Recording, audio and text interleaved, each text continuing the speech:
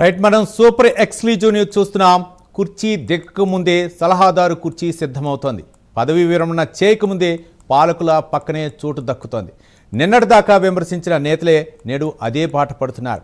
తెలంగాణ రాజకీయాల్లో ఇప్పుడు ఒక కొత్త ట్రెండ్ నడుస్తోంది. రిటైర్ అయ్యే ప్రతి ప్రభుత్వ ప్రధాన కార్యదర్శికి సలహాదారు పోస్ట్ ఇవ్వటం ఆనవాయితీగా మారింది. తాజాగా సిఎస్ రామకృష్ణారావు జూన్ 30న రిటైర్ అవుతుండగా ఆయన స్థానంలో సంజయ్ జాజును నియమిస్తూ రేవంత్ రెడ్డి సర్కార్ ఉత్తర్వులు జారీ చేసింది. అయితే రామకృష్ణారావును వదులుకొని రేవంత్ రెడ్డి ఆయనకు సీఎం సలహాదారు పదవి కట్టబెట్టారు. గతంలో కేసీఆర్ కూడా తన సీఎస్లను ఇలాగే పక్కన పెట్టుకుంటే విమర్శించిన కాంగ్రెస్ ఇప్పుడు అదే దారిలో నడుస్తోంది. ప్రభుత్వ సీక్రెట్స్ బయటకు వెళ్లకుండా అడ్డుకోవడానికే పాలకులంతా ఈ కొత్త సంప్రదాయానికి తెరతీశారన్న చర్చ నడుస్తోంది. మొత్తానికి తెలంగాణ ప్రభుత్వం అయితే మాత్రం సిఎస్ రామకృష్ణారావు పదవి విరమణ చేసిన తర్వాత ప్రభుత్వ సలహాదారుగా ఆయనకైతే మాత్రం ఒక అవకాశాన్ని కల్పించారు. అంతేకాక కొత్త సిఎస్గా జాజుని అవకాశం కల్పించారు. మొత్తానికి ప్రభుత్వ ప్రధాన కార్యదర్శి వెళ్ళిన వెంటనే ఆయనకు మరొక ఉన్నత పదవిని కల్పించడం గత ప్రభుత్వంలో జరుగుతుంది, ఇప్పుడు జరుగుతుంది. అసలు ఇదే అంశానికి సంబంధించి మరింత సమాచారం మా కరెస్పాండెంట్ చందు అందిస్తారు. చందు.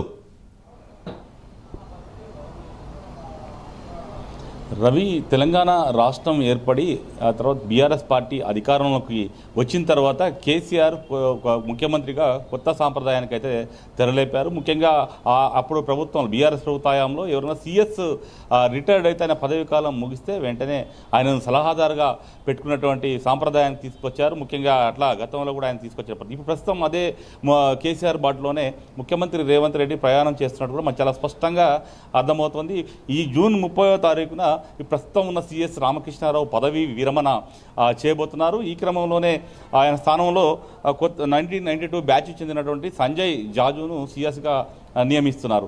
ఈ క్రమం ఇప్పటికే దానికి సంబంధించి కూడా జీవో కూడా రిలీజ్ అయింది. ముఖ్యంగా చూసినట్టయితే సిఎస్ రామకృష్ణారావును మళ్ళీ సీఎం సలహాదారుడుగా కూడా పెట్టుకోబోతున్నారు. ముఖ్యంగా ఈ సాంప్రదాయం గతంలో కూడా కేసీఆర్ ప్రభుత్వ హయాంలో కూడా ఉండేది. ముఖ్యంగా కేసీఆర్ కూడా గతంలో ఆయన దగ్గర సీఎస్గా పనిచేసినటువంటి రాజీవ్ శర్మను మొదటగా ఆయన సీఎస్ పదవి కాలం ముగియగానే ఆయనను మళ్ళీ సలహాదారుగా పెట్టుకున్న పరిస్థితి కనిపించింది. ఆ తర్వాత సోమేష్ కుమార్ను కూడా సీఎస్ పదవి కాలం ముగిసిన తర్వాత ఆయనను కూడా సలహాదారుగా నియమించుకున్నారు. ముఖ్యంగా సోమేష్ కుమార్ హయాంలో అంటే గతంలో సోమేష్ కుమార్ జిహెచ్ఎంసీ కమిషనర్గా పనిచేసిన క్రమంలో కేసీఆర్ ప్రభుత్వం చాలా సమర్థవంతమైనటువంటి పాత్రను పోషించిన క్రమంలో ఆయనను సీఎస్గా తీసుకొచ్చారు. సీఎస్గా ఉండి ప్రభుత్వంలో పలు కీలక నిర్ణయాలు కూడా తీసుకున్నారు కేసీఆర్ ప్రభుత్వంలో. ఈ క్రమంలోనే ఆయన సేవలు వినియోగించుకోవాలని కేసీఆర్ మళ్ళీ ఆయన సలహాదారు పదవి కూడా ఇచ్చిన పరిస్థితి కనిపించింది. అయితే అప్పట్లో కొంతమంది అధికారులు కూడా దీనిపై కేసీఆర్ను కూడా విమర్శించిన పరిస్థితి కనిపించింది. ఎందుకంటే మళ్ళీ సలహాదారు పోస్ట్ తీసుకోవడం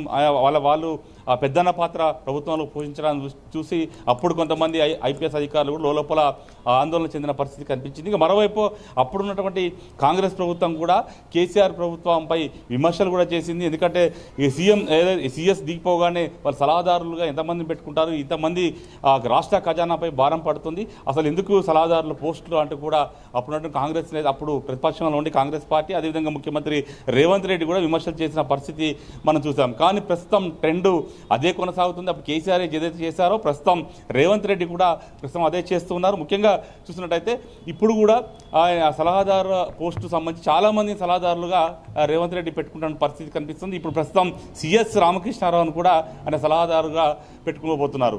ముఖ్యంగా చూసినట్టయితే ఇవన్నీ కూడా గత ప్రభుత్వం కావచ్చు, ఇప్పటి ప్రభుత్వం కావచ్చు, ప్రభుత్వంలో ఉన్నటువంటి కీలక విషయాలను బయటికి లీక్ కాకుండా ఉంచడం కోసమే వీళ్ళందరినీ కూడా వాళ్ళ ఏదైతే కోటరీ దాటకుండా వాళ్ళని కంటిన్యూగా వాళ్ళ అధికారం ఉన్నప్పుడు కంటిన్యూగా వాళ్ళని పెట్టుకున్నటువంటి సాంప్రదాయానికి కూడా వీళ్ళు తెరదీసినట్టుగా చాలా స్పష్టంగా అర్థమవుతోంది. ముఖ్యంగా సిఎస్ రామకృష్ణారావు గత ప్రభుత్వంలో కీలకంగా వ్యవహరించారు. ముఖ్యంగా ఫైనాన్స్ సెక్రటరీ కూడా ఆయన పనిచేసిన పరిస్థితి కాబట్టి ఆ కీలకంగా ఉన్నటువంటి వ్యక్తిని కాంగ్రెస్ ప్రభుత్వం అధికారంలో రాగానే శాంతకుమారి ఎప్పుడైతే సీఎస్గా పదవీకాలం మూసిందో అప్పటి నుంచి రామకృష్ణారావుని కంటిన్యూ చేస్తూ వచ్చారు, ఎక్స్టెన్షన్ చేస్తూ వచ్చారు.